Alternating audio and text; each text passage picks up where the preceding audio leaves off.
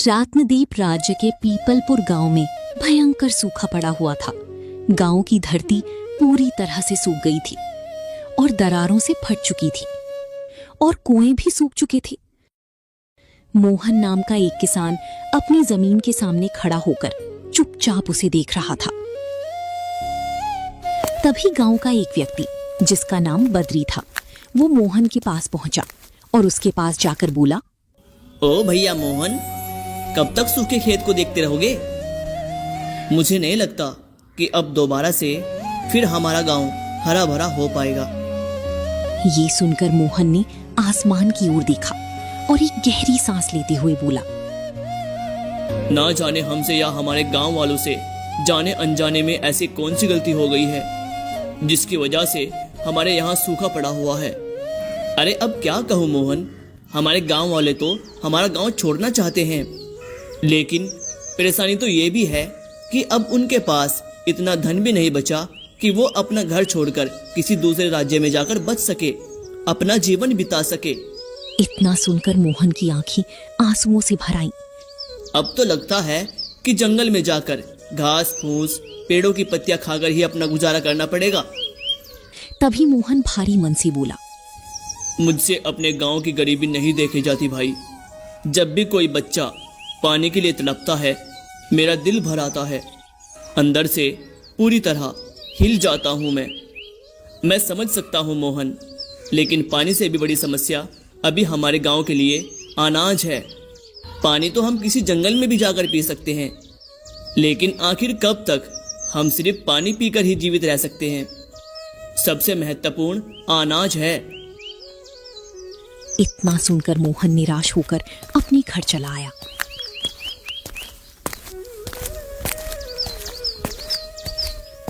घर पर पहुंचती ही मोहन की पत्नी वसुंधरा मोहन से बोली, आखिर कब तक हमें इस सूखे गांव में रहना पड़ेगा?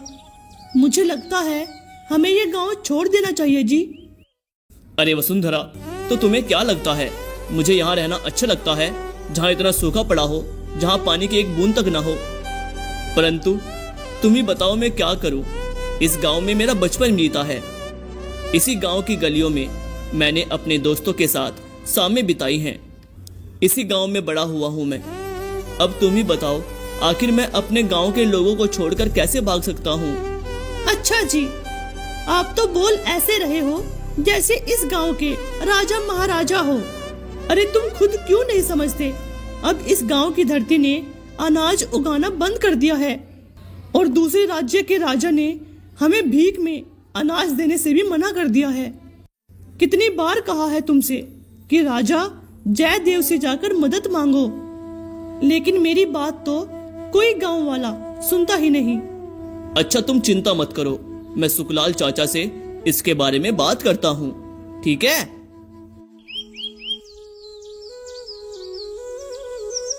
फिर अगली सुबह होती ही मोहन सुखलाल चाचा के पास चला गया और उनके पास जाकर बोला, सुखलाल चाचा, देखो आप तो सब कुछ जानते ही हैं, गांव में भूखमरी बढ़ती जा रही है, तो सुखलाल चाचा हम क्यों ना राजा जयदेव से जाकर मदद मांग ले?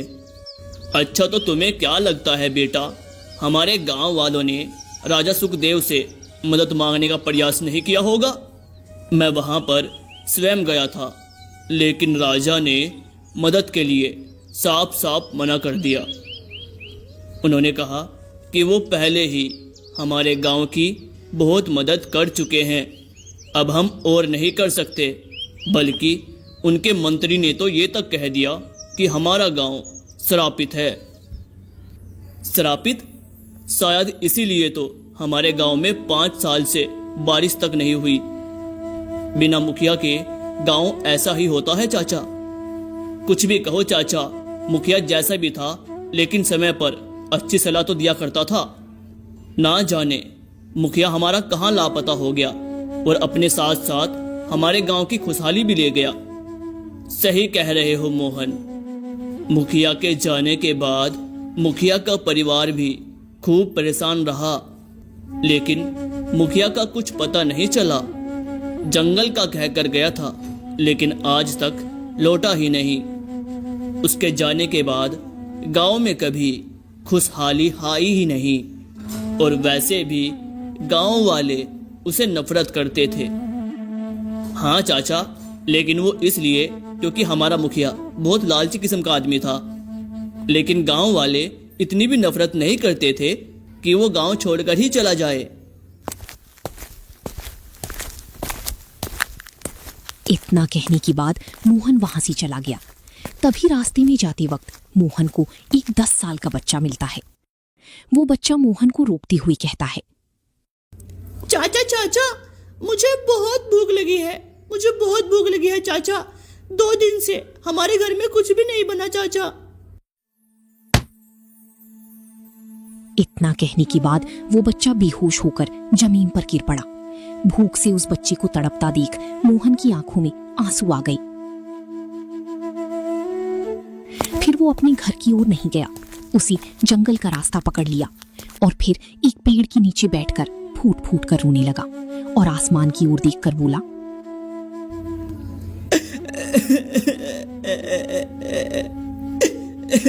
हे भगवान, हे भगवान, मुझसे मेरे गांव की गरीबी नहीं देखी जाती। भगवान कुछ मदद करो भगवान, अब बस आप ही के भरोसे हैं।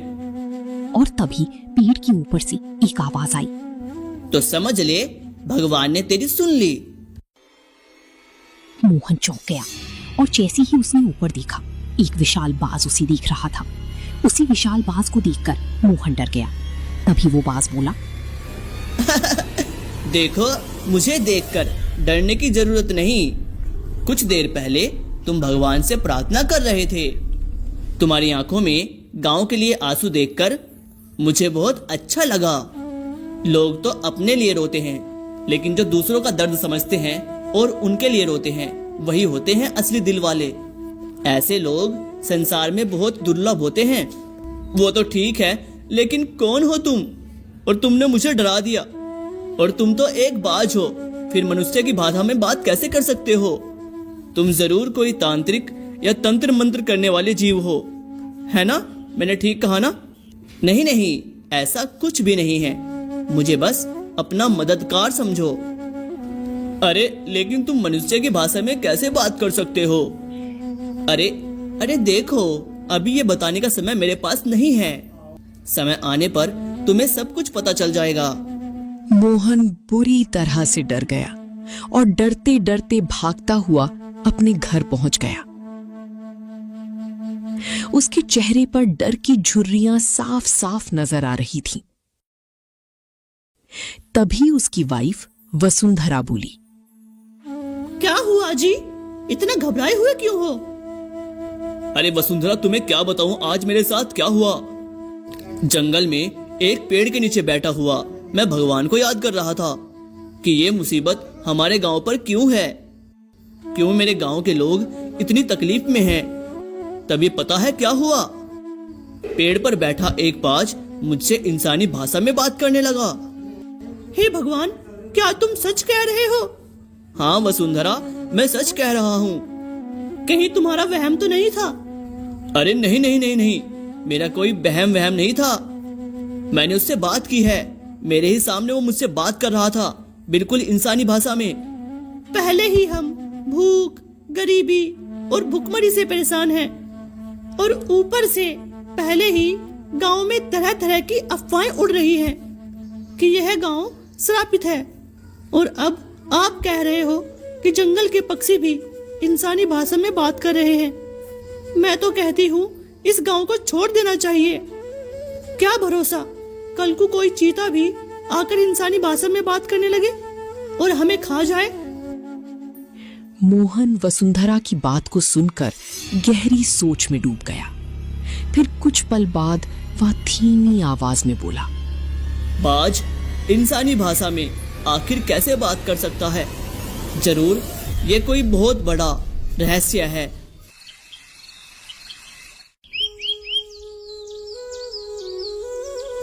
अगले दिन मोहन अपनी वाइफ वसुंधरा के साथ अपने सूखे खेत की ओर चला गया।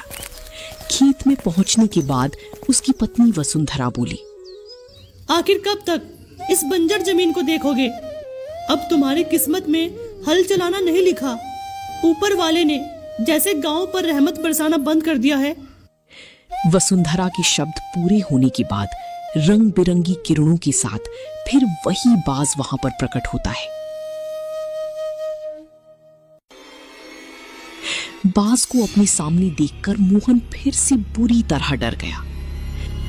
अरे अरे अरे अरे अरे डर क्यों रहे हो? मुझे अपना दोस्त समझो और मुझसे ऐसे बात करो।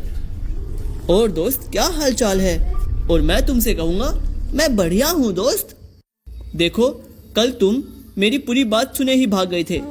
मैं तुम्हारी मदद करना चाहता हूँ। मैं जानता हूँ कि तुम्हारे गांव में बारिश क्यों नहीं हो रही है। तुम्हारा गांव वाकई एक शराब की चपेट में है। क्या क्या ये क्या कह रहे हो तुम? मैं बिल्कुल सच कह रहा हूँ, लेकिन तुम मेरी बात ही नहीं सुन रहे। बाज की बात बीच में ही रह गई क्योंकि वसुंधरा बीच में ही बोल उठी। तुम किससे बात कर रहे हो जी? अरे अरे क्या तुमने नहीं देखा? अरे तुमने देखा नहीं? रंग बिरंगी किरणों के साथ वो बाज फिर से प्रकट हुआ और अब मुझसे बात भी कर रहा है। क्या बात कर रही हो? क्या तुम्हें ये बाज दिखाई नहीं दे रहा? भगवान की कसम, लगता है गांव की गरीबी और भूखमरी ने तुम्हारा दिमाग खराब कर दिया है। कहाँ है बाज? मुझे तो कोई बाज नहीं दिखाई दे रहा। दरअसल बात ये है कि वह बाज केवल मोहन को ही दिखाई दे रहा था। वसुंधरा को वह बिल्कुल दिखाई नहीं दे रहा था और ना ही वह उसे सुन पा रही थी। मुझे केवल तुम देख सकते हो मोहन, क्योंकि मुझसे कहा गया था कि जिसका मन सोने की तरह साफ होगा वही मुझे देख पाएगा और सुन सकेगा। इस गांव में तुम्हारे अलावा ऐसा कोई भी नहीं है जो मुझे देख सके, सुन सके। मैं कब से तुम्हारे जैसे सच्चे दिल के इंसान से मिलने के लिए तरस रहा था। ना जाने कितने लोग वहां से गुजरे और ना जाने मैंने कितनों से बात करने की कोशिश की, पर उनमें से कोई भी मुझे देख और ना ही सुन पाया। और जब तुमने पहली बार मुझे देखा है तो मैं खुशी से झूम उठा, ये सोचकर कि अरे अरे कोई तो है जो मुझे देख सकता है, मुझे सुन सकता है। हाँ, अब मुझे तुमसे कम डर लग रहा है, अगर सच कहूं तो। अरे तुम अकेले में किससे बात कर रहे हो जी? अरे वसुंधरा, ये बाज तुम्हें नहीं दिखाई दे रहा? मैं जानता हूँ ये बाज तुम्हें दिखाई नहीं दे रहा, लेकिन ये मुझे दिखाई दे रहा है। इस बाज का कहना है कि ये केवल मुझे ही दिखाई दे सकता है। हे भगवान, इस गांव में और क्या क्या देखना पड़ेगा। इतना कहने के बाद वसुंधरा बेहोश हो गई और जमीन पर गिर पड़ी। मोहन उसे उठाने ही वाला था कि तभी वह बाज बोला। डर की वजह से ये बेहोश हो गई है। चिंता मत करो, कुछ देर में होश आ जाएगा। अच्छा, तो अब मेरी बात गौर से सुनो। इससे पहले कि शराब पूरे गांव को निगल जाए, तुम्हें इस गांव को शराब से मुक्त करवाना होगा और मुझे भी। क्या मतलब? ये समझ लो कि इस गांव से ही मेरा शराब जुड़ा हुआ है। बस इससे अधिक मैं तुम्हें और कुछ नहीं बता सकता। परंतु शराब कैसे दूर होगा, मैं तुम्हें यह बता सकता हूं। सुनो, तुम्हारे गांव में मुखिया के बाद गांव के लोग सबसे अधिक किसकी बात मानते हैं, बताओ? मोहन गहरी सोच में डूब गया। उसने अपने पूरे गांव में नजरें घुमाई और उसके बाद बोला। हमारे गांव में वैसे तो मुखिया वर्षों पहले लापता हो गया था। उसके बाद देखा जाए तो अगर गांव में सबसे ज्यादा किसी की बात मानी जाती है तो वह तो सुखलाल चाचा हैं। वैसे सुखलाल चाचा भी मुखिया के बराबर ही माने जाते हैं, लेकिन हाँ, वो मुखिया से बहुत अलग हैं, क्योंकि मुखिया बहुत लालची था। देखो मोहन, जो दिखता है वह होता नहीं। सुखलाल पर नजर रखो, तुम्हें उसके बारे में बहुत कुछ पता चलेगा। सुखलाल चाचा की सच्चाई जानना बहुत जरूरी है। क्या मतलब? जो कहा है वो करो। तुम्हारी विचारधारा सुखलाल चाचा को लेकर बदल जाएगी। बस नजर रखो। इतना कहने के बाद वह बाज रंग बिरंगी किरणों के साथ गायब हो गया और बाज के जाने के बाद वसुंधरा भी होश में आ गई। मोहन वसुंधरा को सहारा देकर अपने घर ले आया और फिर पूरी घटना उसे बताने लगा। कुछ देर बाद वसुंधरा सामान्य हो गई और फिर कहने लगी, मुझे तो बाज की बातों में कोई सच्चाई छिपी लगती है। अगर वो कह रहा है कि सुखलाल चाचा पर नजर रखो तो जरूर कोई ना कोई बात होगी। हमें नजर रखनी चाहिए जी। क्या पता इन सब के पीछे उनका हाथ हो। आजकल किसी पर भी भरोसा नहीं किया जा सकता जी। फिर अगले दिन ही रात के घने अंधेरे में मोहन चुपचाप सुखलाल चाचा के घर के बाहर जाकर खड़ा हो गया। अंदर सुखलाल अपनी पत्नी भारती से बात कर रहा था। आखिर कब तक हम इस गांव में ऐसे ही रहेंगे? आपके पास इतना सारा धन है, लेकिन आप कब तक ऐसे ही गरीब होने का दिखावा करते रहोगे और गांव वालों की आंखों में धूल झोंकते रहोगे? अरे बकवास बंद कर भारती, तुम तो जानती हो ना, तुझे पता है ना सारा धन मुखिया के पास है। मैंने उसे सारा धन छुपाने के लिए जंगल भेजा था और वो ससुरा आज तक लौटा ही नहीं। तुमसे बड़ा मूर्ख गधा मैंने नहीं देखा, जो अपने लालची मित्र मुखिया को भी नहीं पहचान पाए। वो तो कभी वापस आएगा ही नहीं और उसने हमें भी कंगाल छोड़ दिया। कितनी मुश्किल से तुमने राजा विक्रम के सामने गांव की भुखमरी का रोना रोकर इतना सारा धन लिया था। सोचा था उस धन से अमीरों की तरह जिएंगे, लेकिन सारा धन मुखिया ले गया। ये सुनकर सुखलाल गहरी सोच में डूब गया और उसके बाद बोला, अरे हाँ, मुखिया लालची जरूर था, लेकिन मेरा मित्र भी तो था। अगर वो भागने वाला होता तो आज भी उसका परिवार हमारे गांव में क्यों रह रहा होता? मुझे तो ऐसा लगता है कि जरूर वो कोई मुसीबत में है। मैंने उसे जंगल में बहुत ढूंढा, लेकिन मुझे कुछ भी नहीं मिला वहाँ। हे भगवान, आखिर कब तक हमें इन दिनों को झेलना पड़ेगा? मत भूलो कि वो मुखिया भी राक्षस का पुजारी था और उसी की मदद की वजह से हमें ये भी पता चला कि गांव में इतना भयंकर सूखा पड़ने वाला है। और हाँ, उसी ने तो सलाह दी थी कि हमें मदद के लिए राजा जयदेव के पास जाना चाहिए और सूखे की भविष्यवाणी को लेकर ढेर सारा धन मांगना चाहिए। अब राजा जयदेव क्योंकि साधुओं का बहुत सम्मान करते हैं, इसलिए हमने उनसे झूठ बोला कि यह भविष्यवाणी जंगल में रहने वाले एक बहुत ही बड़े महात्मा ने की है। देखा जाए तो सब कुछ योजना के मुताबिक ही हुआ था और हम चाहते थे कि अपने खेत, अपनी जमीन, अपनी सारी जायदाद गांव वालों को मूर्ख बना के बेच दें और सारी दौलत लेकर यहाँ से चले जाएं। पर यही तो गड़बड़ हो गई। जब तक हम चाहते, हमने सोचा कि खजाने को सुरक्षित रखना चाहिए और इसीलिए मैंने वो खजाना मुखिया को दे दिया कि जा भाई, इसको किसी सुरक्षित जगह पर रख दे। और बस उसके बाद से वो कभी लौट कर आया ही नहीं। सुखलाल चाचा के बाहर खड़ा मोहन ये सब सुनने के बाद डिप्रेशन में चला गया। वो सोचता रह गया कि आखिर सुखलाल चाचा ऐसा कैसे कर सकते हैं। उसके चेहरे की हवाइयां उड़ चुकी थी। वो दबे पांव वहां से चलकर सुखलाल चाचा के घर से बहुत दूर जाकर एक पेड़ के नीचे जाकर बैठ गया और तभी वहां रंग बिरंगी किरणों के साथ वो बाज प्रकट हुआ। उसकी आंखें चमक रही थी और उसकी आवाज में एक अलग ही रहस्य समाया हुआ था। हाँ, तो तुम्हारा चेहरा बता रहा है कि तुमने सुखलाल और उसकी पत्नी भारती की बातें सुन ली है। हाँ, मैंने सुन ली है और मुझे यकीन नहीं हो रहा कि सुखलाल चाचा और मुखिया इतने घटिया किस्म के इंसान हो सकते हैं।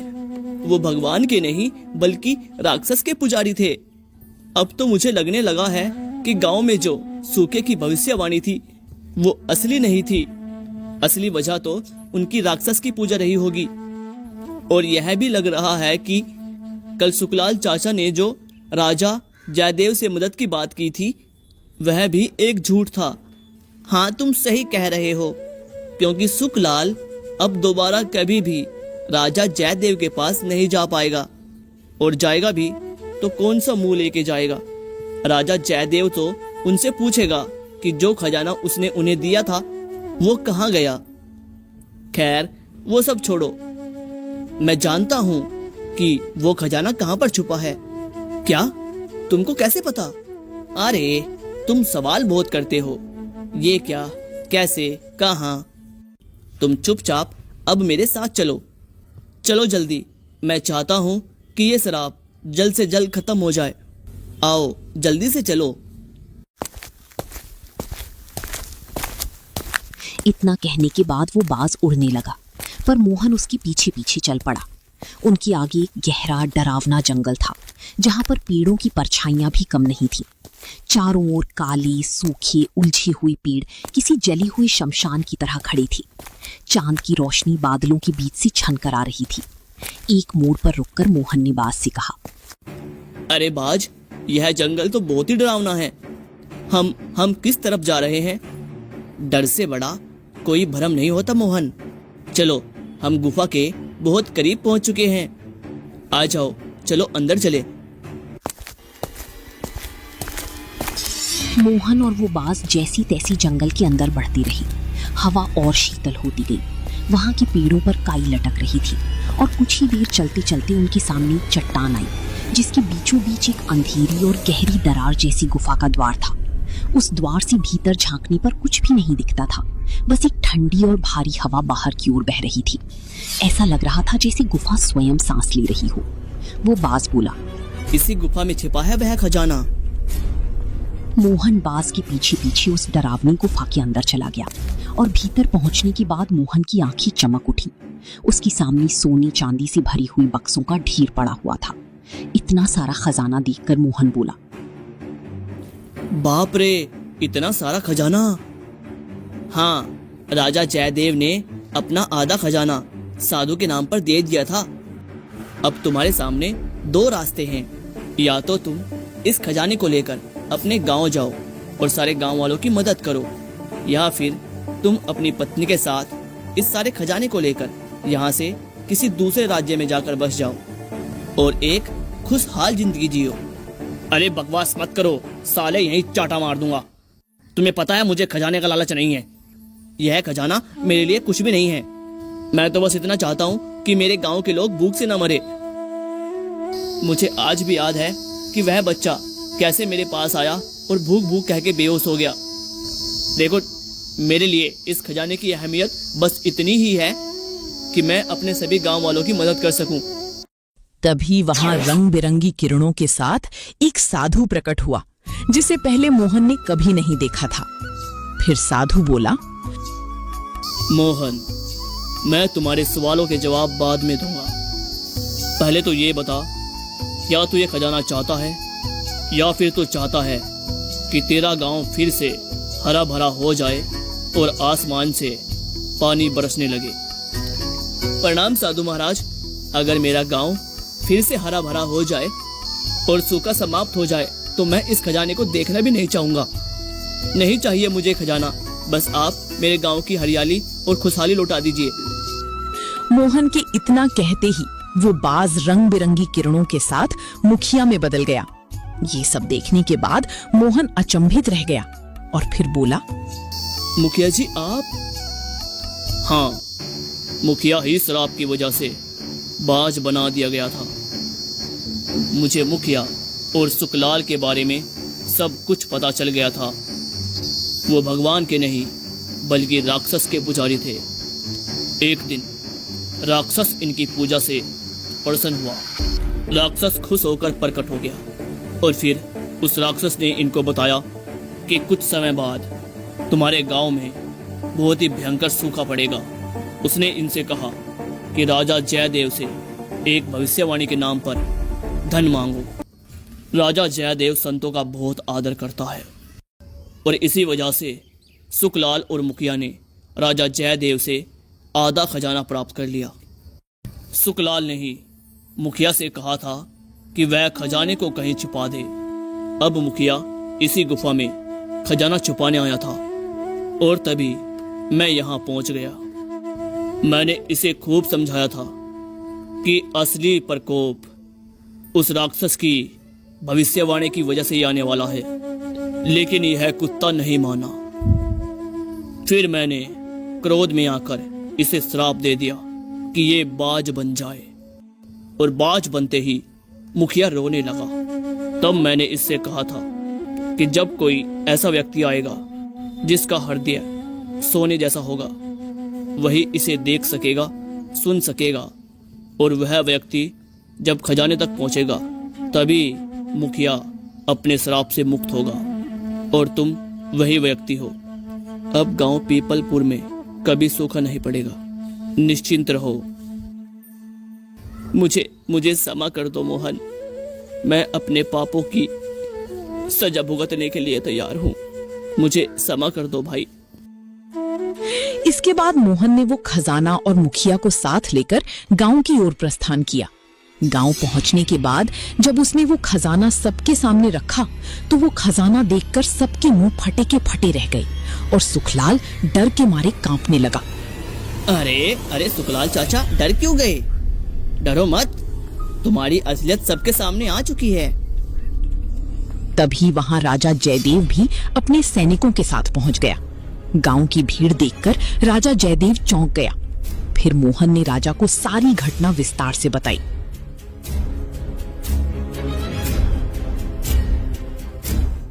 राजा जयदेव ने अपने सैनिकों से कहा कि क्या है न कि कुछ समय से हमें खबर मिल रही थी कि गांव में भयंकर सूखा पड़ने वाला है। उस वक्त तो हम नहीं आ पाए, लेकिन अब आके देखने का मन हुआ तो हम आ गए।